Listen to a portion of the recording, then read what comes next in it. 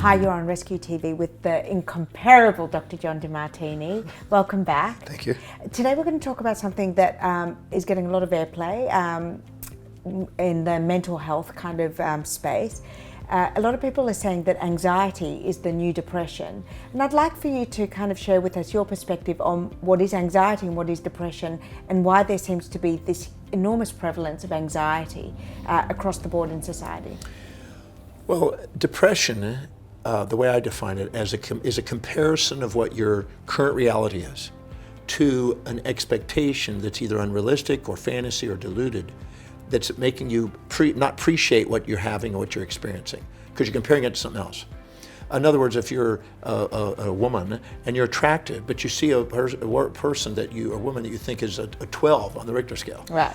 and you go, oh my God, I can't compete with that, and now you're depressed because you're comparing it to something that's 10 years younger, 20 years younger, and doesn't have, all the 4 kids that you have and things of this nature. So you have this comparison. So that's depression. It's a comparison of your current reality to a fantasy or unrealistic expectation or delusion about how life's supposed to be or how it should be, and you're not appreciating it. Anxiety, on the other hand, is different. It's a form of phobia, and what it is a compounded phobic experience. If you have an event that you think is traumatic or challenging or a negative experience, and then the next day something reminds you of it, and it's totally different than the original event, and the next day another thing reminds you of it, it keeps stacking up all these compounding events that remind you of this. After a while, by a conditioned reflex, 20 things can trigger the same feeling of that original trauma that have nothing to do with the trauma. That's right. And if you don't have anxiety and you're around people with anxiety, you think, what set them off? You don't understand what set them off. It's secondary things. Yeah. Can I share a story about it? Yes. I had a young child that saw and observed a mother and father fighting. Yeah. And the father was very aggressive. The mother was meek. And the son ran to his room and scuttled off into the room and covered its ears and covered its eyes and just sat there and curled up in fetal position because of the screaming. The next day, everything was calm, and the mother took the child to the grocery store. The father was wearing a white shirt and blue pants and had a brown mustache and brown hair. So everything was doing fine when he went shopping the next day, but the next day some friend of the mother came up that had blue jeans, white shirt, brown hair, brown mustache, like father. Right. And the second he approached and coming down the aisle in the grocery store, triggered him to go into a thing.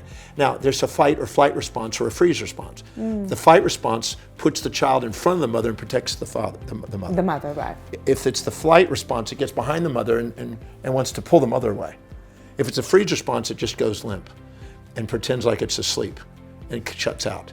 These are responses.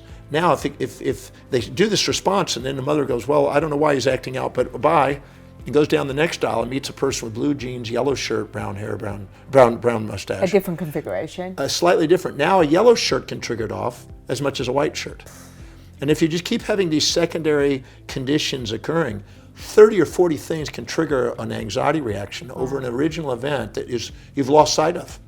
And so now you're walking around, you don't even know why you're feeling tense.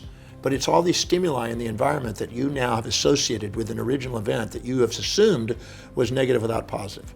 And why do you think that this condition or this phobic reaction of anxiety has become so prevalent? Or do you think it's always been there, but we're talking about it more? Well, I think it's been there. I mean, it's been known for many, many centuries, in fact.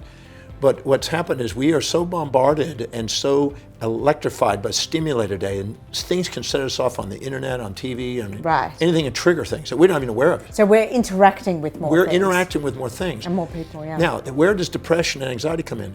If you have an expectation of you're supposed to be calm and not reacting because you don't understand why it's happening, you get depressed because you have an unrealistic expectation about how life's supposed to be again. Right.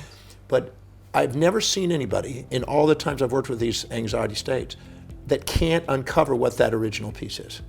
So instead of saying, I don't know why I'm doing this, better to stop and go, what specifically is it that triggers it? And what specifically is the reaction? And try to narrow down what it is and identify the original stimulus. And the original stimulus, then take, when I had that experience, what were the benefits to my life? How has it served me? How has it helped me fulfill my life? Because it's never what happens to you, it's how you perceive it. And if you can perceive it in a way where it's on the way, not in the way, the very thing that you once initiated a phobia and a fear over can all of a sudden turn into a philia opportunity. And so finding out how it served you can liberate you from that anxiety. Because there's nothing in life that doesn't have a way of helping us. And I've done your breakthrough experience, and I heard some really traumatic things that have happened in people's lives, and through the breakthrough experience, they really were, like, truly were able to perceive it differently. Yeah. And I can only assume that by having that experience, it changed from the next day. The anxieties that Yeah. the people have because of things that were reminding them of those original events are no longer there. Yeah. We've seen women who have been challenged sexually. We've seen people that have been violently affected, injured and things. Or even there were car accidents, there were people who were, they felt that they were a victim of whatever happened in them from that moment on. And then they had breakthrough and Yeah, we don't have to be victims of our history. We can be masters of our destiny by taking command of our perceptions. Because it's not what happens to it, it's our perception, decisions, and actions that we do from it. And that we have command over. We have command over our perceptions, our decisions, and our actions. We can make a mountain out of a molehill or a molehill out of a mountain. We can make one hell into an opportunity if we take the time to find out how it serves us.